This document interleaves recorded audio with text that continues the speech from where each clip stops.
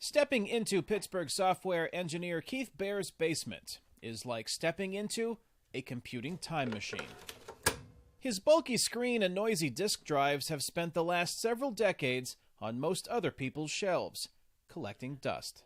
They had a level of simplicity oftentimes that we don't see in modern computers anymore. His fellow members of the Carnegie Mellon University Computer Club called Baer the Amiga Guru, as in Commodore Computing Company's Amiga computer. Never heard of it?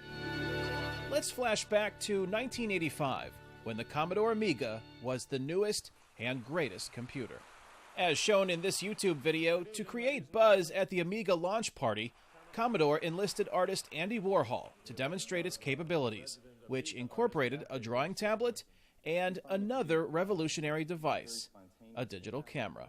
He took some digital pictures and then modified them, before most people had been thinking about digital photography at all. And that's about all the public got to see of Warhol's digital artwork.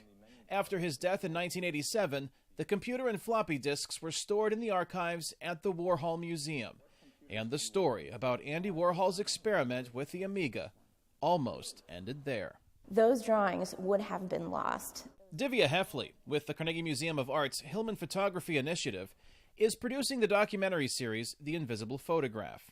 Stumbling across the YouTube video of the 1985 Amiga launch sparked an idea that brought the Carnegie Museum of Art together with the Warhol Museum and Baer's CMU Computer Club in an attempt to recover the contents of Warhol's Amiga computer. As cameras rolled, they logged into the unknown. Nobody knew what we were going to find on those disks.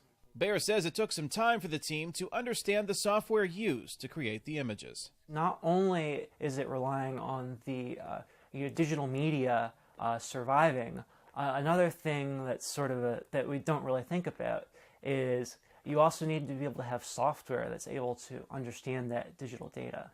After some reverse software engineering, they hit pay dirt. That is a Warhol that nobody has ever seen before. The iconic images of a digital Campbell soup can and Warhol's self-portrait are just a few of some 20 images recovered from floppy disks.